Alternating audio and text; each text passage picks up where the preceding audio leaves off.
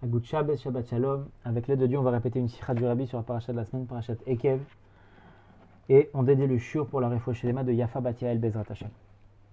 On va faire un peu différemment d'habitude. On va essayer de faire la sikha en mode un peu Farbringen, en lisant des passages dans le texte, parce que cette sikha fait partie des premières sikhot du Rabbi, dans lequel les sujets qui sont abordés paraissent assez généraux, assez superficiels, mais les mots sont extrêmement percutants. Donc je souhaitais aussi vous lire un petit peu des mots dans le texte pour partager ça avec vous. On y va. Le Rabbi nous dit que Parashat Ekev fait partie des 7 semaines de consolation. Sheva Danichamta. De quoi il s'agit? Tisha B'Av, c'est le jour le plus tragique pour le peuple juif, dans lequel on commémore les pires événements qui se sont passés dans notre histoire. Et donc après Tisha B'Av, il y a 7 semaines dans lesquelles on va lire les Haftarot chaque semaine, qui sont des Haftarot, on va dire, joyeuses, qui nous parlent de la délivrance, de la Géoula. Et donc les 7 semaines qui suivent Tisha B'Av sont appelées les 7 semaines de consolation. Donc on va avoir des Haftarot qui vont nous consoler sur la tragédie du 9 Av qu'on vient de passer. Et donc Parashat Ekev fait partie de ces 7 semaines de consolation. Le Rabbi nous dit que ce n'est pas seulement les Haftarot de ces 7 semaines qui parlent de la délivrance, mais même la Parasha du coup a aussi un lien avec la délivrance. Puisqu'on sait très bien que quand on lit une Haftara, la Haftara est toujours liée avec la Parasha. Donc on a dit il y a 7 semaines après Tisha B'Av, dans lesquelles on lit des Haftarot qui nous parlent de la délivrance. Et donc ce n'est pas seulement les Haftarot qui sont liés avec la Géoula, avec la délivrance, mais même les parachiotes, ces 7 parachiotes qui suivent Tisha B'Av, sont liés avec la Géoula. Et donc Parashat Ekev, une paracha qui est spécialement liée avec la Géoula, la délivrance. Le Rabbi quand même nous dit qu'en réalité dans toute la Torah, on nous parle de Géoula. Toute la Torah elle est liée avec la notion de Géoula, de délivrance. Pourquoi? Il est écrit dans Pirkei Avot, En lecha ben chorin ela mishosek betalmud Torah. Tu n'as pas d'homme libre si ce n'est celui qui s'affaire dans l'étude de la Torah. Donc dans l'étude de la Torah, il y a cette notion de liberté. Pourquoi? Le Rabbi dit, parce que quand on étudie la Torah, on va réveiller l'âme qu'on a en nous, cette âme qui est prisonnière du corps de l'âme animale. Et donc quand on étudie la Torah, on va réveiller la Neshama, on va lui permettre de s'extirper de son exil. Donc on va mettre la Neshama dans une situation de Géoula, de délivrance. Donc toute la Torah en réalité parle. Toute la Torah est liée avec la Géoula. Maintenant c'est quoi la différence entre tous les sujets de la Torah et ces 7 semaines-là particulières qui sont les 7 semaines de consolation? Le Rabbi nous dit que dans toute la Torah, tout le reste de la Torah, on parle d'un certain sujet qui va amener dans un second temps à la Géoula.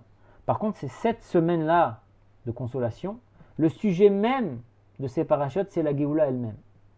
Donc, si on peut dire, le Rabbi nous dit que ces 7 semaines qui suivent Tisha B'Av, on voit dans la paracha des choses, des sujets qui sont directement liés avec la Géoula plus que les autres sujets de la Torah. Et donc, Parashat Ekev, notre paracha, fait partie de ces 7 parachutes-là dans lesquels on a un lien particulier avec la Géoula. Ensuite, le Rabbi nous dit comme ça. Quand on veut espérer aller vers la Géoula, vers la délivrance, il faut d'abord comprendre les causes de l'exil, les causes de la galoute, pour pouvoir arranger les choses et justement progresser vers la délivrance. Il donne l'exemple de quelqu'un qui est malade. Quelqu'un qui est malade, on sait très bien que la première étape de la guérison, c'est déjà de connaître sa maladie.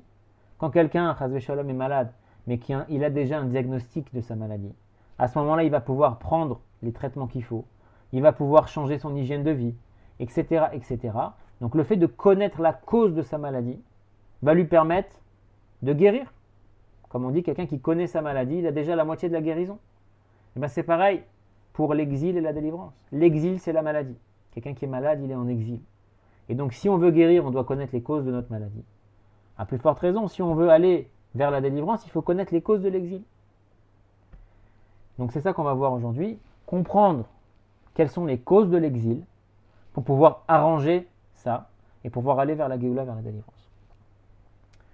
On passe au deuxième paragraphe. Ce qu'on va voir dans cette sikha, c'est en réalité quelque chose qu'on voit dans toutes les sikhot du Rabbi, la force de la Torah du Rabbi, qui est que on va rendre vivant un verset dans la Torah qui nous paraissait complètement anodin. On sait très bien que le Rabbi répète à de nombreuses reprises Torah milashon ora'a. La Torah, ça vient du mot ora'a, un enseignement. Et donc la Torah est faite pour nous apporter un enseignement dans notre vie quotidienne, dans notre vie de tous les jours. La Torah, c'est pas juste un livre d'histoire. Et donc quand on étudie la Torah c'est la parole d'Hachem. Si Hachem a décidé de mettre tel verset et tel verset dans la Torah, c'est pas pour rien, c'est pas juste pour nous raconter une belle histoire, qu'à l'époque il s'est passé ça et ça et ça. Chaque enseignement, chaque verset de la Torah doit nous apporter un enseignement. C'est juste que des fois, on a du mal à faire le lien entre le verset de la Torah tel qu'il est écrit et l'enseignement pour notre vie quotidienne. On ne voit pas le rapport.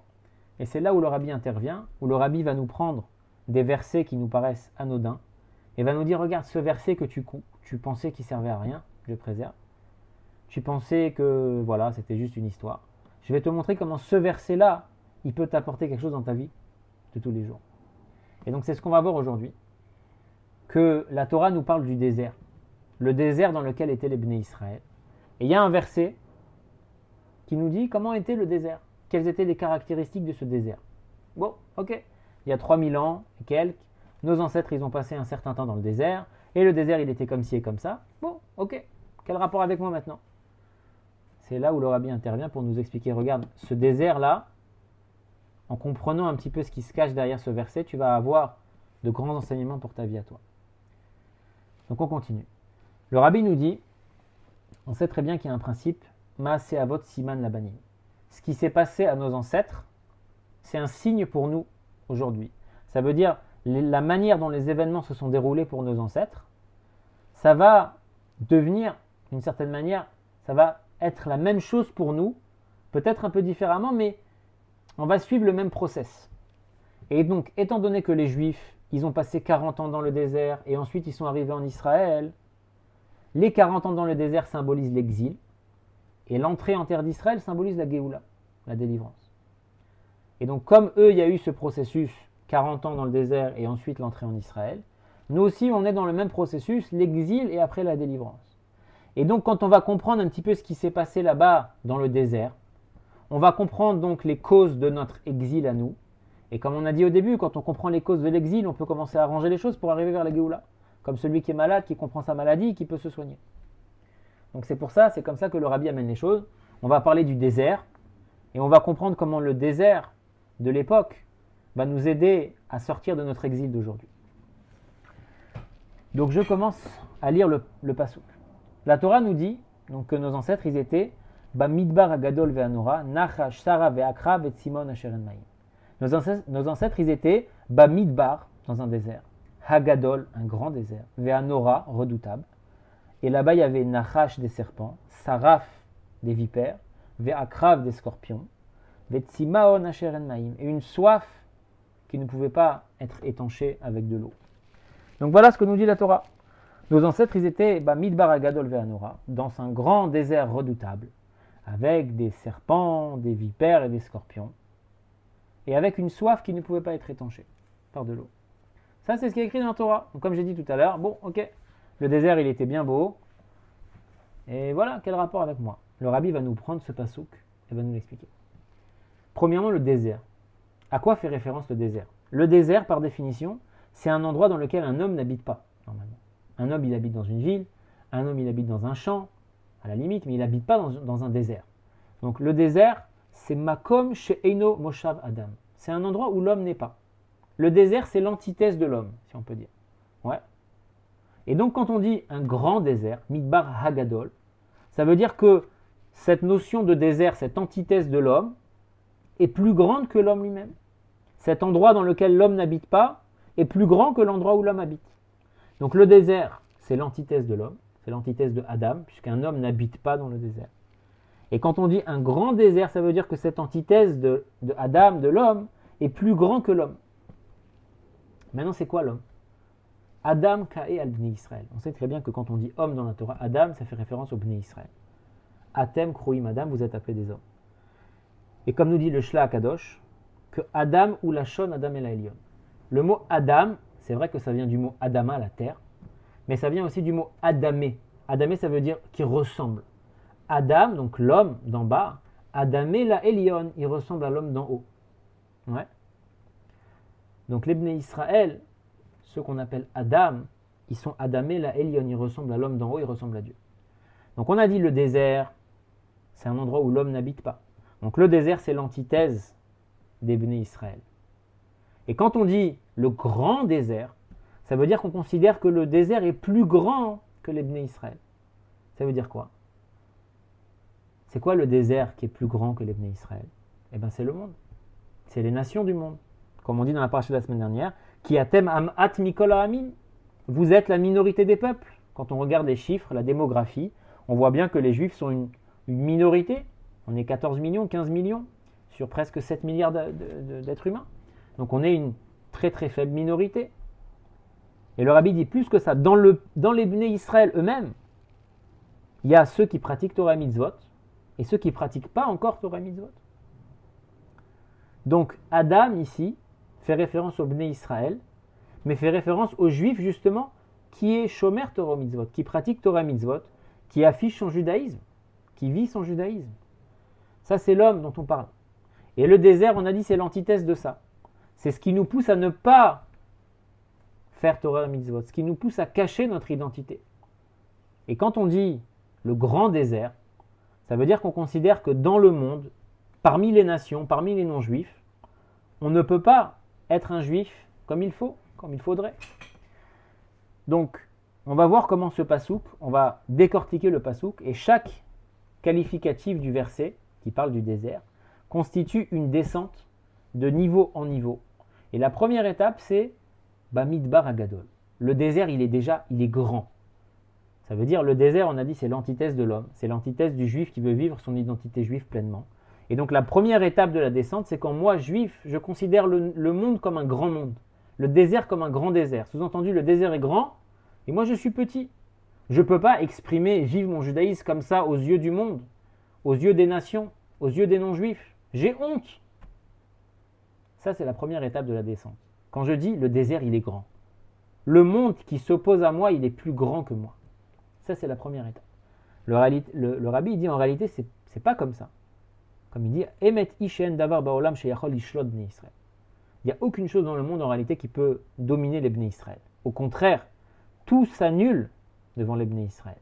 Comme c'est écrit dans l'Haftara, et c'est écrit aussi dans la paracha de Kitavo, Vera'u kol ha'aretz ki shem Hashem nikra alecha. Les peuples du monde verront que le nom de Dieu il est sur toi. Veyar'u mimecha. Ils auront peur de toi.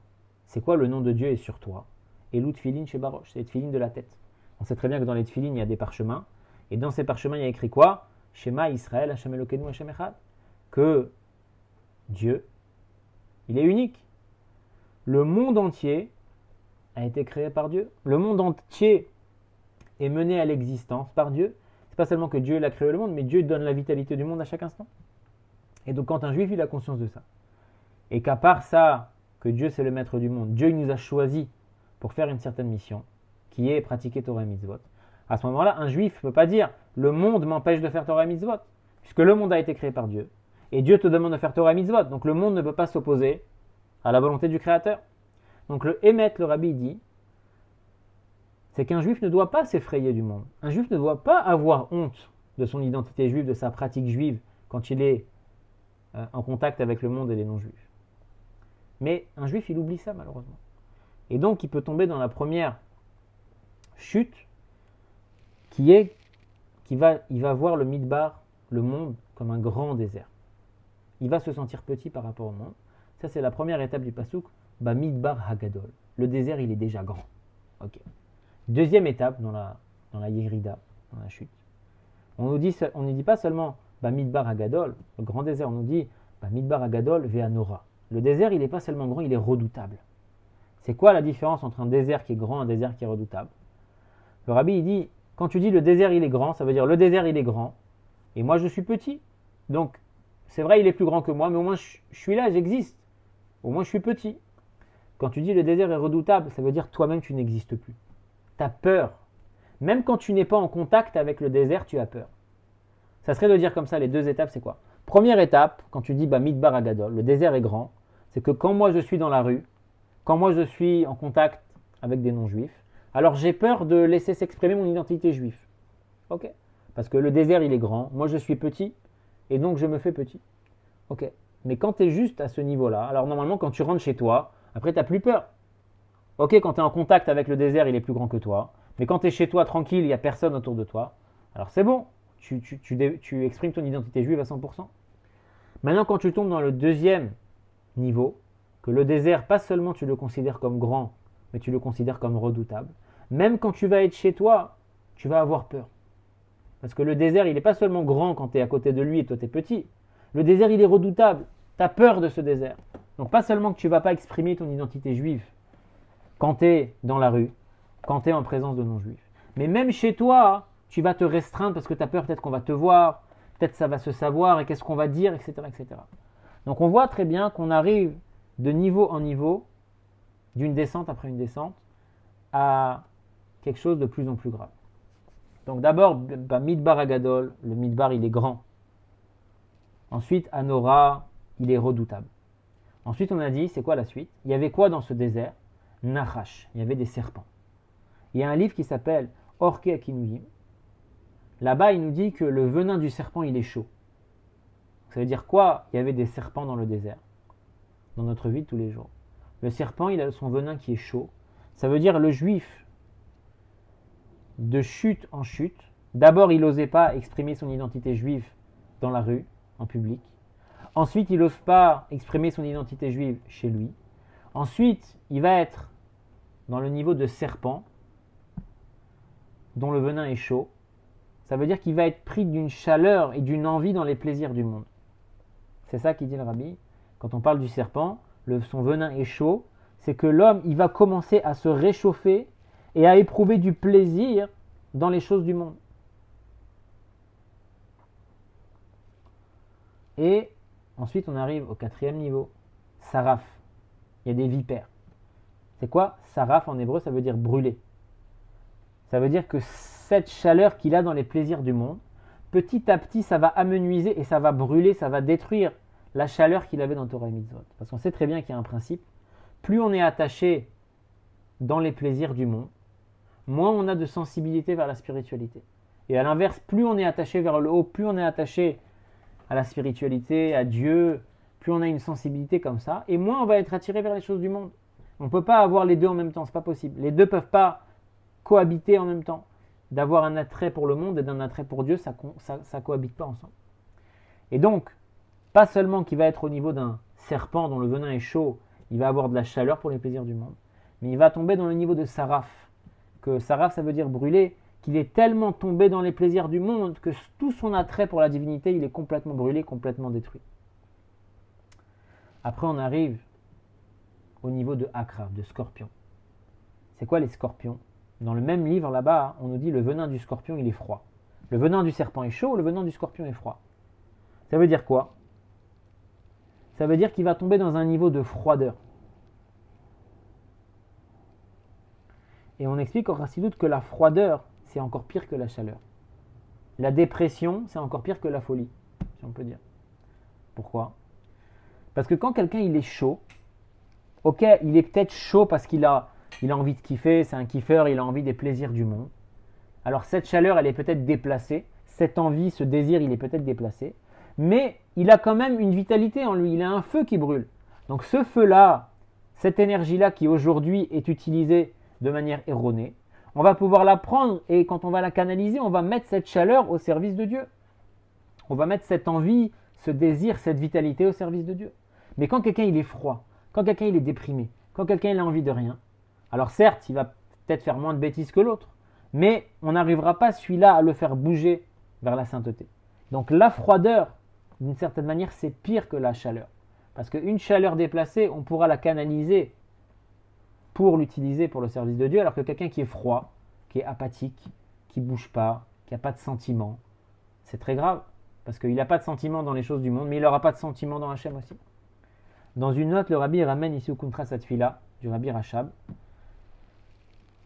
sans rentrer dans les détails, mais là-bas, cette note-là, elle vient sur un certain chapitre, que le rabbi Rachab explique que, on sait très bien, c'est écrit dans le Tanya, que chaque juif, on a deux âmes. On a une âme divine, qui nous tire vers le haut, une âme animale qui nous tire vers le bas. Et de la même manière qu'il y a plusieurs catégories d'animaux, alors il y a plusieurs catégories d'âmes animales. Il y a une âme animale qui est du niveau de taureau, de shor, que là c'est à l'image du taureau qui est très fort, très vigoureux, etc. C'est des gens qui vont avoir une âme animale très très forte, donc ils vont avoir des envies, des pulsions comme ça très fortes. Ça c'est une âme animale du niveau de shor, de taureau. Et il y a aussi une âme animale du niveau de Ez, comme une brebis. Ez, ça vient du mot azout, ça veut dire pas effronté, mais ouais, effronté, têtu, carré, froid. C'est-à-dire l'âme animale des gens qui sont du niveau de Ez, ils ont une âme animale qui est froide. Ça veut dire elle va pas être complètement, comment dire, elle va être froide, elle va pas avoir tellement d'envie vers les choses du monde. C'est une âme animale qui va être froide. Mais là-bas, le Rabbi Rachab, il dit que, entre guillemets, c'est pire d'avoir une âme animale froide que d'une âme animale chaude. C'est pire d'avoir une âme animale de aise, de brebis, qu'une âme animale de shor. Pourquoi? C'est ce qu'on a dit. Parce que quelqu'un qui a une âme animale de shor, ok, il va avoir des grandes envies, des grandes pulsions dans la matière, dans la matérialité, à l'image d'un taureau qui est très fort. Ok. Mais cette énergie-là, tu peux la canaliser vers des bonnes choses. Par contre, quelqu'un qui est du niveau de aise, de brebis, qui est têtu, qui est froid, qui est carré, certes, il va moins tomber dans le monde, dans les plaisirs du monde, mais tu vas avoir beaucoup plus de mal à le tirer vers la sainteté. Voilà. Là-bas, il ramène aussi qu'il y a un troisième niveau d'âme animale, c'est le niveau du mouton, C. Là, c'est un petit peu plus facile. En tout cas, voilà, chaque juif, il a une âme animale. Il y a 3 niveaux, grosso modo. Et avoir une âme animale qui est très, très attirée par les plaisirs du monde, d'une certaine manière, c'est mieux que d'avoir une âme animale qui est froide. Parce que quand on est chaud, on aura plus de facilité à faire tchouva que quand on est froid. C'est pour ça qu'on a dit dans les étapes de la descente, il y a d'abord le serpent, la chaleur dans les plaisirs du monde. Ensuite, Saraf, la vipère, dans lequel on est tellement embourbé dans les plaisirs du monde qu'on n'a plus de sensibilité vers le divin. Ça, c'est un premier niveau. Mais ensuite, on a le scorpion, c'est pire, parce que le venin du scorpion, il est froid. Et donc, la froideur dans le service de Dieu, c'est pire que la chaleur déplacée. C'est pour ça que le rabbi, il ramène, qu'est-ce qu'il y a écrit dans la Gemara, de Brachot, un mot qu'on ne comprend pas, a priori, un mot un peu bizarre. La Gemara nous dit comme ça, s'il y a un serpent qui s'enroule autour de ton pied quand tu fais la tfila, ne t'arrête pas. Par contre, s'il y a un scorpion qui s'enroule autour de ton pied quand tu fais la tfila, là, il faut que tu t'arrêtes. C'est quoi le rapport? S'il y a un serpent qui est à côté de moi quand je fais ma tfila, je ne m'arrête pas. S'il y a un serpent, si c'est pas un serpent, pardon, c'est un scorpion, je m'arrête. Parce que c'est exactement ce qu'on vient de dire. Le serpent, il a son venin chaud. Ça veut dire que si tu es pendant la tfila et tu te rends compte que tout à coup, tu ressens une chaleur pour les plaisirs du monde, ok, c'est pas bien. Mais d'un autre côté, cette chaleur pourrait être canalisée par la suite dans le positif. Par contre, si tu es dans la tfila et que tu vois un scorpion, ça veut dire si tu es pris d'un sentiment de froideur, de mort, de tout ça, à ce moment-là, arrête-toi. Ça veut dire, remets-toi en question. Si tu es dans ta tfila et que tu vois un scorpion qui arrive, si tu es en train d'avoir un certain service de Dieu et que tu ressens de la froideur, le manque de chaleur, le manque de vitalité, arrête-toi. Arrête ta tfila, recommence une nouvelle tfila. Fais un bilan et reprends à nouveau. Change de manière parce que ça ne va pas. Quand il y a une froideur, à 100%, ça veut dire que tu es dans le mauvais chemin. À 100%, ça ne va pas. Quand il y a une chaleur déplacée, ok, il faut faire quelque chose, mais tu peux continuer, ça veut dire il faut arranger, il faut corriger seulement, mais tu vas quand même arriver au bon chemin. Par contre, quand tu sens de la froideur dans ton service de Dieu, sache que la Gemara te dit, quand tu as un scorpion qui vient à tes pieds, arrête-toi. Ça veut dire arrête ton service de Dieu maintenant, fais un bilan et change de manière de servir Hachem. Ça ne va pas ce que tu fais, parce que si tu as de la froideur, c'est pas bon. Ok, on résume ce qu'on a vu avant d'arriver au dernier niveau. On a dit, le verset nous dit, Midbar Agadol Ve'anora, donc un grand désert. On a expliqué que c'est quand un juif, il n'ose pas affirmer son identité quand il est dans la rue, en public, parce que là, le désert est grand et lui, il est petit, donc il a honte. Ensuite, le désert n'est pas seulement grand, il est redoutable. Même quand le juif, il est chez lui à la maison, ou qu'il est à la synagogue, il a peur, il n'ose pas, parce que même quand le désert n'est pas en rapport avec lui, mais il est lointain, il a quand même peur. Deuxième descente. Troisième descente, c'est le niveau de serpent, parce que dans ce désert grand et redoutable, il y avait des serpents. Le venin du serpent est chaud, ça symbolise le juif qui a une chaleur dans les plaisirs du monde. Ensuite, il y a des vipères, saraf, que tellement qu'il a des plaisirs dans le monde, à ce moment-là, son plaisir dans Dieu, il est complètement brûlé. Ça, c'est encore une descente supplémentaire.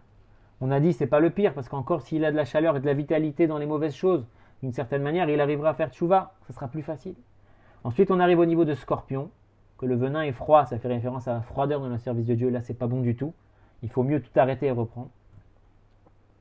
Et la dernière étape, la dernière caractéristique du désert dans le pasuk, c'est quoi? Vetsimaon, Vetsimaon, Asher en maïm. Une soif où il n'y a pas d'eau pour étancher la soif. On sait très bien que l'eau, ça symbolise la Torah.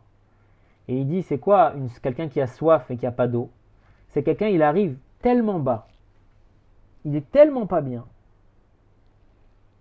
que il sait même pas, comment dire, il sait même pas comment guérir. C'est un peu ce qu'on disait au début. Ça veut dire c'est comme quelqu'un qui a soif, mais il ne sait même pas qu'est-ce qu'il a besoin pour ne plus avoir soif. Il s'est tellement éloigné, il y a tellement plus de lien avec Hachem, apparent, qu'il ne sait même pas qu'il y a un Dieu et qu'il y a une Torah qui pourra le faire revenir. Ça veut dire qu'il arrive à un niveau où il est tellement perdu, il est tellement tombé bas, qu'il sent qu'il a un manque, mais il ne sait même pas quoi faire pour combler le manque. Il a soif, mais il n'y a pas d'eau. Il ne sait même pas que pour étancher sa soif, il faut boire de l'eau. Ça veut dire que c'est tellement éloigné de lui la Torah qu'il n'a même pas conscience du fait que s'il étudie la Torah, il va remonter la pente, ça va aller mieux. C'est-à-dire qu'il a un manque en lui, mais il ne sait même pas comment le combler. Et ça, on le voit souvent malheureusement aujourd'hui, surtout avec les adolescents. Quand même chacun d'entre nous, on passe par des périodes de crise, des fois on a un manque, mais comme quelqu'un qui se noie, on ne sait pas quoi faire. Qu'est-ce qui me manque? J'aimerais bien qu'il n'y ait plus ce manque, mais je ne sais même pas qu'est-ce qui pourra combler le manque. C'est pareil ici. Quelqu'un, il a soif, mais il n'y a pas d'eau. Il a soif, il est en recherche de la solution à son problème, mais il ne la trouve pas parce qu'il est tombé tellement bas. Donc on a vu comment ce verset nous parle d'une série de descentes, une série de chutes, niveau après niveau. Ce grand désert est redoutable, avec des serpents, et des vipères, et des scorpions, et une soif qui ne peut pas être étanchée. Le rabbi nous dit, rappelez-vous, à la base on a dit pourquoi est-ce qu'on apprend tout ça? Quand on va comprendre les causes de l'exil, les causes du désert, les caractéristiques du désert, on va pouvoir sortir de l'exil, se rapprocher de la délivrance. Le rabbi dit, c'est quoi la première étape de tout ça? C'est le désert qui est grand. On va faire un peu dans les mots. Umima itril kolzot. D'où elle a commencé toute cette descente. Mais un midbar agadol du premier niveau, qu'un juif y considère le désert comme plus grand que lui. Misé chez Ershiv est un midbar et olam. Que quelqu'un il va considérer le monde, le désert, le monde plus grand que lui. Vezeu ashlav arishon. Ça c'est la première étape. Amovil el kol ayeridot qui entraîne toutes les descentes successives. Ad let simon asher même jusqu'au dernier niveau. Donc misé mouvan, de là on comprend. Shekede letaken et kol ayeridot. Pour arranger, pour réparer toutes les descentes. Yesh letaken et asiba rishona. Il faut arranger la première étape. Al yedeze sheyelo tokef bayadot. Pour comment on arrange la première étape? On a dit la première étape, le désert est grand, on a peur d'exprimer son identité juive devant les autres, devant les nations. Quand on va arranger ça, ça veut dire on va avoir un tokef bayadot, on va avoir une force dans notre judaïsme. Bezirro ki ata bekartanu mikol ha'amim, en se rappelant qu'Hachem nous a choisis d'entre les nations. Veromemanu, veromemtanu, il nous a élevés, il nous a donné une mission à faire. Et donc quand on se comporte comme ça, ve'az yipa termina galut, on se sortira de la galoute. Ve'yeler el eretz tova uchava, on ira vers la terre, bonne terre, la terre large, donc Eretz Israël, aliede Mashiach tzidkeinu bimera biyamenu, avec notre juste Mashiach très rapidement et prochainement. Donc voilà, le rabbi nous encourage, et c'est encore plus d'actualité aujourd'hui, malheureusement avec les événements qui se passent, la montée de l'antisémitisme, etc., ce sentiment d'insécurité, mais quand même, il faut se tenir fort dans notre identité juive, ne pas avoir peur. Alors c'est vrai qu'on ne va pas se mettre en danger consciemment, on ne va pas aller dans des quartiers où on sait qu'il y a des problèmes, le soir, seul, etc. On ne va pas se mettre en danger, ça c'est sûr. Mais après de continuer à vivre notre identité juive normalement, il ne faut pas avoir peur. Et je n'avais pas prévu de dire ça, mais voilà, tant qu'on est là, à la fin du shiur, il y a un livre très intéressant de questions-réponses à un shaliach en Israël, aux États-Unis, je ne me rappelle plus. Et là-bas, quelqu'un il pose la question, il dit est-ce que c'est tellement grave de ne pas mettre la kippa dans la rue? Quelqu'un il a peur, voilà, j'ai peur de me mettre la kippa, il y a un climat d'antisémitisme, est-ce que c'est tellement grave? Et là-bas, le rav il répond, il dit comme ça, en fait, tu sais, il y a deux kippas. Il y a la kippa que tu mets sur ta tête, ça c'est une kippa, et il y a la kippa que tu as dans ta tête. C'est marrant, ça fait penser un peu aux tefilines, on a dit les tefilines qu'on a sur la tête. Donc il dit, la kippa que tu as dans la tête, la kippa que tu as sur la tête, tu peux l'enlever, tu peux la mettre. Si pour toi la kippa c'est juste sur ta tête, alors quand tu sors, enlève-la, et quand tu es à la synagogue, mets-la. Mais il dit après, tu as plus fort, tu as une kippa qui est dans ta tête. C'est quoi, tu as une kippa qui est dans ta tête? Ça veut dire, tu as une relation avec Dieu qui est intime, qui est interne. Tu as conscience de ton identité juive. Ça veut dire, moi-même, c'est pas quelque chose que je peux mettre et que je peux enlever. Le fait d'être juif, c'est moi-même, c'est mon identité. Tu peux pas me dire, ne sois pas toi-même. Je peux pas. Donc à partir du moment où un juif il est attaché à Dieu d'une manière que Dieu c'est mon identité, Dieu c'est ma vie, je suis juif, j'ai été choisi pour une certaine mission, je ressens les choses comme ça, je vis les choses comme ça, je vis pour ça, toute ma vie c'est ça. Donc je peux pas ne pas être moi-même, je peux pas enlever ma kippa. Ma kippa c'est pas juste un accessoire que je peux enlever, que je peux remettre. Ma kippa c'est une expression de mon identité. Et de la même manière que je ne peux pas cesser d'être moi-même. Un juif qui atteint ce niveau, c'est ce qu'on se souhaite à tous. Un juif qui atteint ce niveau, c'est pas qui ne veut pas enlever sa kippa, c'est qui ne peut pas enlever sa kippa. Je ne veux pas aller contre mon identité personnelle. Donc c'est un peu l'idée de cette sira. Ça veut dire que la première étape de toutes les descentes, c'est le fait de voir le monde comme un grand monde, d'avoir peur du monde, d'avoir peur de montrer son identité juive. Et en réalité, le rabbi nous dit c'est tout l'inverse, parce que les non-juifs, ils savent très bien qu'on est juif, qu'on est la kippa, qu'on n'est pas la kippa. Et des fois, malheureusement, c'est les non-juifs qui nous rappellent notre identité. Donc voilà, Echaim, Shabbat Shalom, qu'on puisse être de bons juifs, qu'on puisse améliorer le monde et qu'on puisse se diriger vers la délivrance véritable et complète avec notre juste Mashiach. Good Shabbos.